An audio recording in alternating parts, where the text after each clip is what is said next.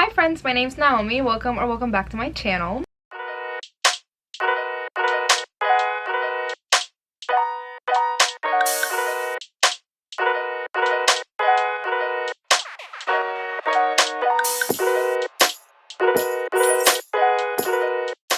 So today I'm going to be doing a little, well, not little, but I'm going to be doing a summer book haul. So in front of me I have two stack of books. They're this tall right in front of me, and I'm going to be talking about some books that I've bought recently that have been bought for me. Let's be honest, my boyfriend bought like 80% of these books, and I am on a book buying ban now, and I am telling myself that this book buying ban is going to be till October, because October is my birthday, and then I'll be able to buy me whatever book I want or whatever it is. But yeah, my boyfriend co-signed this book buying ban, which means that I am definitely not getting any new books, because like I just said, majority of these books are because my boyfriend bought them for me. So I'm not getting any new books anytime soon, y'all.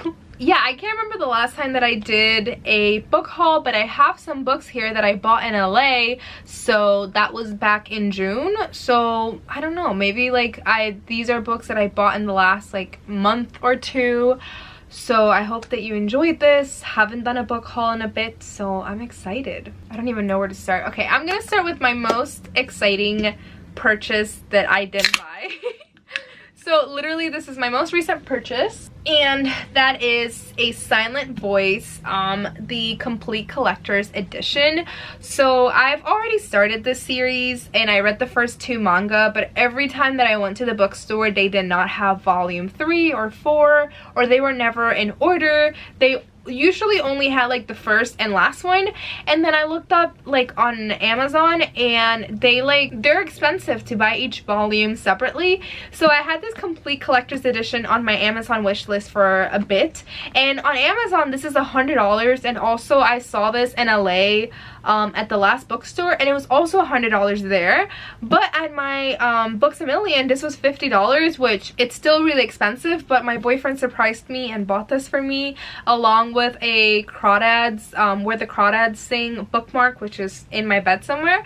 But yeah, he bought this for me and I'm so excited, and this is like super heavy, so I feel like I'm working out right now. But if you don't know, this manga follows this girl and she is deaf, and this is her bully for many years, and the first volume pretty much follows like him bullying her, but then as the volumes progresses, I'm assuming that this is going to be a romance, which I like. The first volume was so hard because the bullying was so bad, but I think I'm going to be rereading like the first 2 volumes and then continuing the series, and I'm so excited to read this and hopefully then watch the Netflix movie. The next book that I bought, I bought this one. It was Every Summer After by Carly Fortune. This is the last book that I've bought and the last book that I will buy in a while. So this one is so popular right now. It's all over Bookstagram. I've been seeing it everywhere, and it's just the perfect time. So I'm going to be putting this at the top of my TBR list for the month of August. So this one seems like it's a second chance romance, like summary type of book, and I believe it's about this like couple of, I'm assuming they're friends, and every summer they kind of meet, and they've been meeting for the past like 6 summers. Like on the back here it says 6 summers to fall in love, 1 moment to fall apart, a weekend to get it right. So I guess our main character made the biggest mistake of her life a decade ago, and I'm assuming that now in the present time she'll have this 1 weekend to make everything right. And I'm super stoked to read this. I usually don't love romance, but if this is like epic as everyone is saying that it is, I think I'm really going to enjoy this book. The next book that I have here is House Across the Lake by Riley Sager. This is actually the last book that I read. If you were curious, I gave this a 4 out of 5 stars. Really enjoyed my time, but I read this book because I was at Riley Sager's author signing, and you didn't have to buy the book. I did bring some of my own, but I did want to buy this one because it's his his recent release. So this one is signed and it's beautiful, and this one pretty much follows this woman. She is a widow, and she has like this lake house. I'm not gonna say why she is sent or she goes back to the house, whatever, but she starts spying on the people, like the house across the lake. She is an alcoholic, not gonna tell you why and all of that, but this was really, really good. It was super intriguing. The ending was a little weird and like out of my comfort zone, I guess, but I did really enjoy my time, like the vibes, and I was very intrigued. The plot twist wasn't like the best for me, but it still didn't like hinder my enjoyment of this book. The next book that I have is Final Girls by Riley Sager. During the author signing for Riley Sager, I feel like the book that people were mentioning the most and asking the most questions about was this one, so I had to buy it, and I'm planning on reading this for Summerween. But I legit don't know much about what this book is. It's obviously like a thriller. I don't know if it's horror, to be honest. I'm assuming it is horror. So this one pretty much follows like a final girl, and it seems like a decade ago 6 best friends went on like a trip, and then they all get murdered, and then only one like survives. So it's gonna follow the story of this one girl. I don't know what happens after that. I'm assuming like the killer comes back or something, but it sounds super amazing, and the way that people were talking about it during the signing, I have high expectations. I have a couple of romances, which is odd for me. The next one that I have is The Spanish Love Deception by Elena Armas, and this one is pretty much about this girl who has been lying to her family that she has like a boyfriend, and I think it's a wedding that's happening. Yeah, her sister's getting married, and she needs a date for the wedding because she's been lying to her family and telling her family that she has a boyfriend who's like super successful and she's very much in love, and she doesn't. So I don't know how she knows this person, but this guy goes with her, and I guess he's like infuriating. They hate each other, and he pretends to be her boyfriend and her date for the wedding, and I'm assuming they're gonna fall in love. So this is like a hate to love type of romance, and I'm excited. I think, yeah, this is set in Spain, so here for the setting and the romance and everything, and I'm excited to read this one. The next book that I have is Book Lovers by Emily Henry. Listen, I'm gonna read this. Hopefully I like this. If I don't, I will stop buying Emily Henry books, because this is my 3rd Emily Henry, and Beach Read and People We Meet on Vacation were both like mediocre for me. So we'll see about this one, but this one's also set in the summer. I know that they're both book lovers, I'm assuming. I don't know if they're both writers. I really don't know what this book's about, to be completely honest. It's a romance novel, but yeah, I honestly don't want to know because I feel like it'll make it better for me to not know anything. Next book that I have is All of Us Villains by Amanda Foody and Christine Lynn Herman, and this one has been compared to be sort of similar to The Hunger Games, and it seems like, from what I was reading on the inside, it seems like every generation there's like these 7 families on this like remote island, and they all choose a champion to compete in a secret tournament to the death. So very Hunger Games. It's going to probably be like a whole bunch of, I don't know if they're all kids, like teenagers, or if there's different ages in this tournament to death, but I've heard it's very, very similar to the Hunger Games, so we'll see how I enjoy this. It does sound kind of creepy, honestly, because it's a tournament to the death, so I'm going to attempt to read this for Summerween, but we'll see. I'm excited to pick this up soon. All right, the next book that I have is Yolk by Marie H.K. Choi. My boyfriend bought this for me for my 2K subscriber celebration.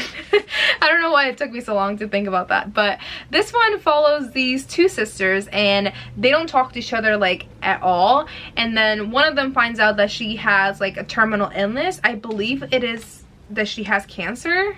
Yeah, one of them has cancer, and then obviously they're trying to amend their relationship because they haven't talked in many years and they don't really get along, I guess. So yeah, it sounds like it's gonna be really, really sad. So I'm excited to read it because I haven't cried reading a book in so long. So yeah. I love how I just said that I haven't cried reading a book in so long, and I'm about to show you a book that made me cry, like the most recent book that made me cry, and that is I Want to Eat Your Pancreas by, who is this by? Yoru Sumino, and art by Idumi Kirihara. So this one, it's a very like slice of life manga, and I feel like I'm learning that this is what I like when it comes to manga. I tried Junjo Ito and like the horror, it's okay for me, and like the more action adventure type of manga that like is usually like the big animes, it's just not for me very much. But these ones, slice of life type, I am really enjoying. So this one pretty much follows these two high school students, and the girl here in the cover, she has pancreatic disease, so she is going to die, and he is a very introverted shy boy, and they become friends, and he's pretty much the only person that knows that she's dying. So like I said, very slice of life. Very sad book. I literally finished this morning at Panera Bread, and there was like a tear rolling down my face in public. So all right, the next book that I have, I don't know how I feel, but I have A Deadly Education by Naomi Novik. One of the first books that I read this year and loved and has become like one of my all-time favorites is Spinning Silver by Naomi Novik. And this one, I've heard different reactions. I know my friend Jan from Jan Agaton, she hates this book very much. And it's really funny because I'm going to be reading this for a certain readathon coming up. This one is supposed to be like a dark academia type of book. I swear to God, I've read the back of this and I feel like I still can't tell you what this book's about, but I know this is dark academia. It's fantasy, it has magic, and it has like a boarding school component in there, so that's why I'm really excited to read this. But this is so much shorter than I thought it would be. Like Spinning Silver is like a chunker, and I would think that for like a dark academia type book this would be longer, but she's short, so we'll see how I feel about this one. The next book that I have is Patience and Esther by S.W. Searle. I bought this book when I was in LA with Issa. I got this at the Rip Bodice, and this is a graphic novel. This is an Edwardian romance. This is a sapphic novel. It gives a lot of like Downton Abbey type vibes of these two servants that work for this like home, and they fall in love. I read this for Sunset Books Out, so if you want to hear more about my thoughts, my vlogs are on my channel. I can try to link them down below. Next up, I have another book that I read for Sunset Books Out, and that is The Counselors by Jessica Goodman. This was sent to me by Penguin Teen, so thank you so much, Penguin Teen, for sending this my way. This one follows a group of friends that go to this summer camp every single summer, and this particular summer they go to the summer camp and they find a dead body on the lake, and obviously our main character, she knows the person who is dead on this lake.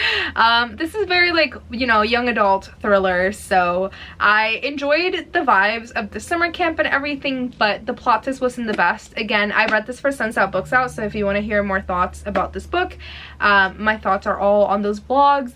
But yeah, this was a fun, really easy to follow along type of book, but the plot twist just wasn't really there for me. But yeah, another book that I have.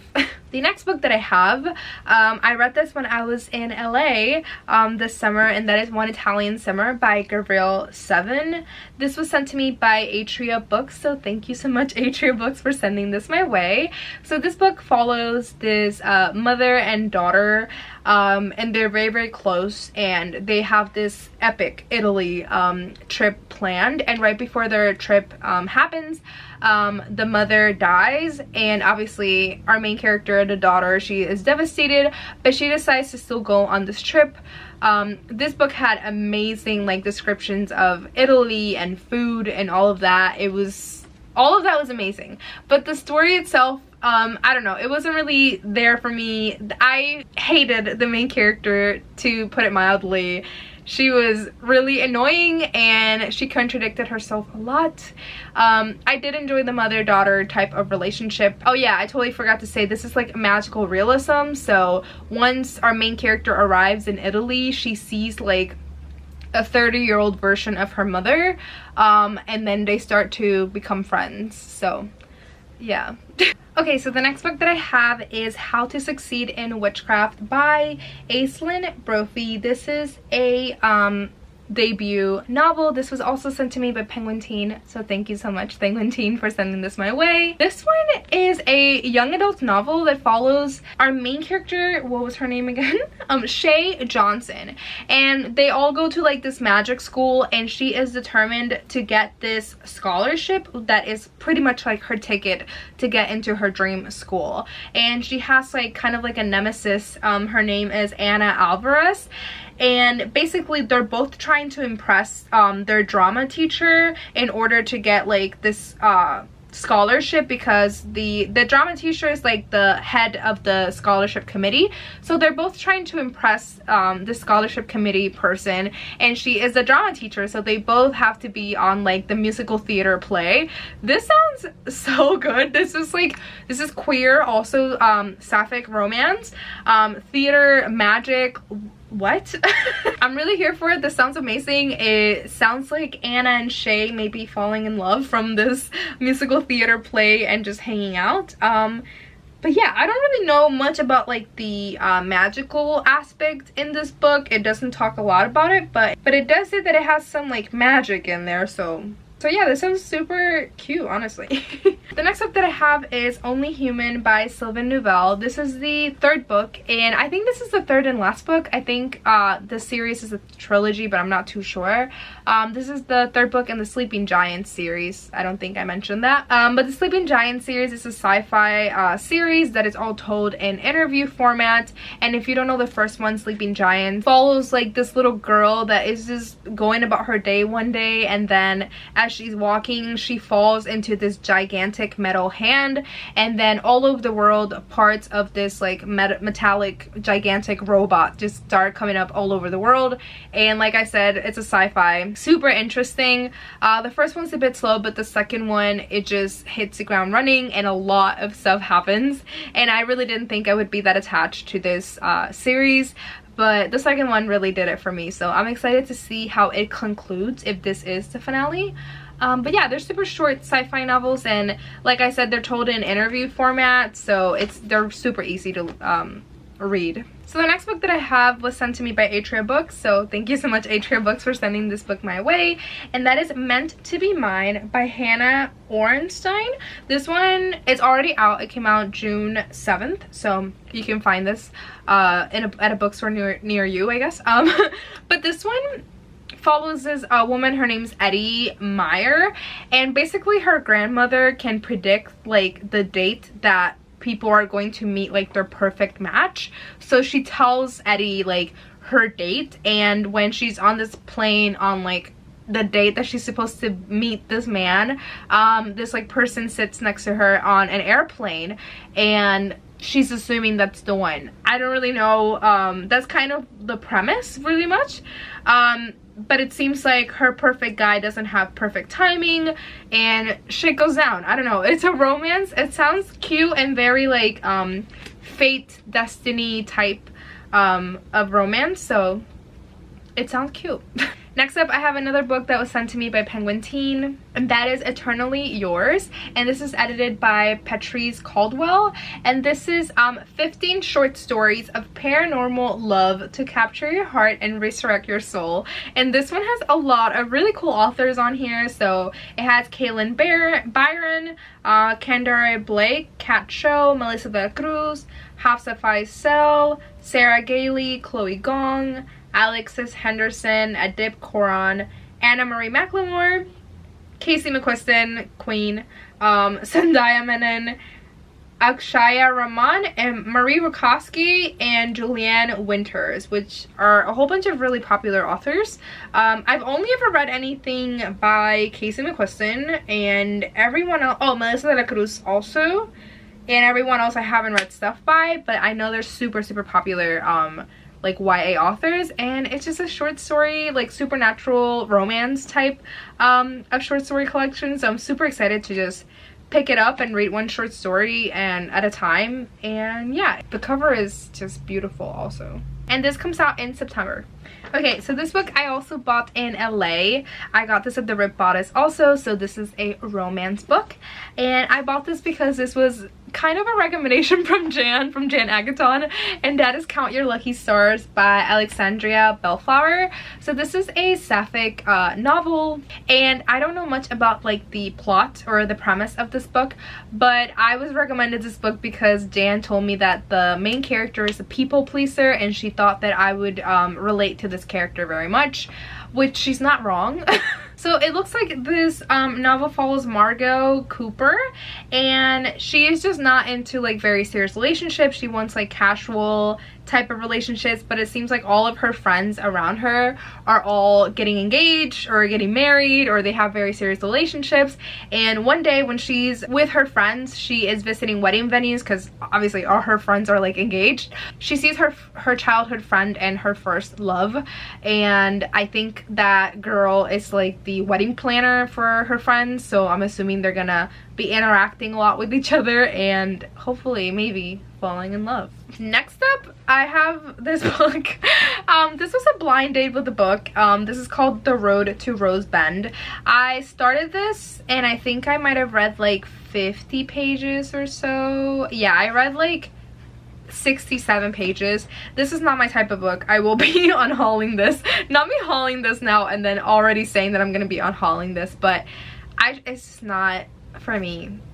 This one follows a woman, her name's Sydney, and she returns to her small hometown after not being there for 8 years, and no one has heard of her for like 8 years, and she comes back home to her childhood home, and she's divorced and she is pregnant, and her like childhood crush is like the mayor of this town. I do remember that the mayor is like Hispanic, I believe, which I liked. But besides that, this is like not really my type of writing, so that's why I didn't really like it. But I do like sort of like a small hometown and then coming back after many years of not being there. The premise was interesting to me, but the writing is just not, it's not it. Next up, I have 2 books that I also read for Suns Out Books Out, so if you want to hear more thoughts, you can go watch those vlogs like I mentioned earlier. But I have The Simple Wild by K. Tucker. This one follows a young, like early 20s, and this girl, her parents are divorced, and she finds out that her dad has cancer and he is dying. So she decides to go to Alaska, and they don't have a really good relationship like at all. So she decides to go to Alaska, and obviously also in Alaska is one of those like very rural areas where there's not many like grocery stores or like many options of things to do, or like you have to catch your own food and the weather and all of that. And she's a very city girl, and she falls in love with one of the local townspeople. So yeah, it's really cute. I enjoyed it a lot. So I also bought this at the Rip Bodice in LA. So the next book that I bought, and I wish I hadn't, was Hide by Kirsten White. If you watch my Sunset Books Out vlog, you know what rating I gave this. This is a horror novel. It's like a competition type, and it's set in this abandoned amusement park, and it follows these 14 competitors that have to stay hidden, like a hide and seek type of game in this amusement park. I didn't really like this at all. The premise sounds amazing, but trust me, it's like not there like at all. Like it was really bad. So yeah, don't buy this. The next book that I have, this is kind of like a throwback because Miss Gail Foreman wrote this book, and that is We Are Inevitable by Gail Foreman. This was also sent to me by Penguin Teen, so thank you so much, Penguin Teen. Gosh, I think the last time I read a Gail Foreman book, I was in high school. This one follows this boy, his name's Aaron, and him and his dad own this bookstore, but they are not making a lot of money anymore. It's like a second-hand bookstore that is family owned. On the description here it says, it's not a spoiler, that his mom and brother are gone, so it seems like him and his dad don't really have like the motivation to keep the bookstore going. So there's an opportunity to sell the bookstore, but then a whole bunch of people in his town, including a beautiful girl, Hannah, they all come in and try to help make the bookstore succeed so they don't have to sell it. But yeah, it seems like this boy Aaron is just very sad for starters, and it seems like it's going to be like a very happy, hopeful type of story. So I'm excited to read this. And also Gail Foreman, man, like that's such a throwback. Oh yeah, I thought this was an ARC, but this is a final copy, so this book is out, I'm assuming, because I thought this was an ARC, honestly. The next book sounds so much fun. I have The Murder of Mr. Wickham by Claudia Gray. This sounds like a really fun time. So this follows Mr. Knightley and Emma, and they're throwing a house party, and this follows like all of Jane Austen famous characters. So basically Mr. Knightley and Emma invite all of their relatives over, and that is like all of the characters beloved like by Jane Austen fans. And basically Mr. Wickham, so if you know Jane Austen, you know who Mr. Wickham is. He shows up and he ends up dead because nobody likes Mr. Wickham. I don't know why the house alarm just went off. But yeah, it's basically like a house party. Mr. Wickham ends up dead and they have to figure out who did it, who done it. Yeah, this sounds like so much fun. Oh, this book was sent to me by Penguin Random House. Sorry, I was like trying to figure out who sent it. Next up, I have Little Eve by Catriona Ward, and this was sent to me by Tort Nightfire. This comes out in October. This is by the author who wrote Sundial and The Last House on Needless Street. Honestly, I tried The Last House on Needless Street and I couldn't get through it, but Sundial I haven't picked up yet. I'm gonna read it because I feel like I can't. I'm not understanding. Okay. On the wind-battered isle of Altanahara, of the wildest coast of Scotland, a clan prepares to bring about the end of the world and its imminent rebirth. The adder is coming, and one of their number will inherit its powers. They all want the honor, but young Eve is willing to do anything for the distinction. Okay. A reckoning beyond Eve's imagination begins when Chief Inspector Black arrives to investigate a brutal murder, and their sacred ceremony goes terribly wrong. I don't know what I just read. It sounds like a cult type novel set in Scotland, and it's horror. No clue. I'm sorry. The next two books, again, no idea what they're about, but I will try my best. I have Firekeeper's Daughter by Angeline Boulley. This is a YA fantasy novel, and I don't know what this is about. And then last but not least, I have Tomorrow and Tomorrow and Tomorrow and Tomorrow by Gabrielle Zevin. I've never read anything by this author. I'm in love with this cover, by the way, and this just reminded me of that one movie that just came out recently, Everything Everywhere All at Once.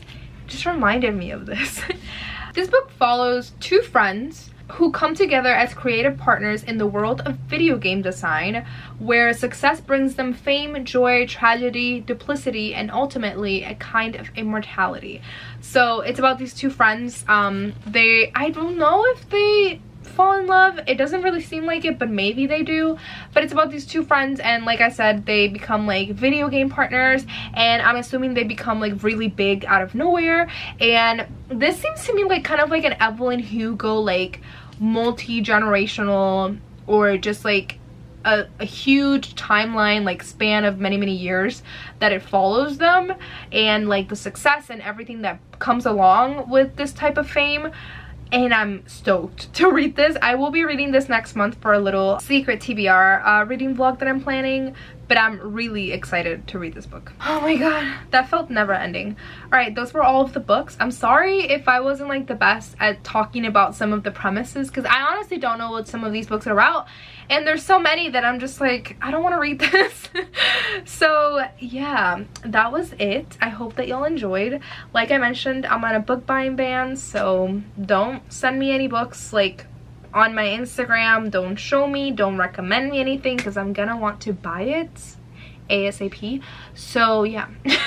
But that is it. Thank you so much for watching, and I'll see you with another book haul in like 4 months. Bye.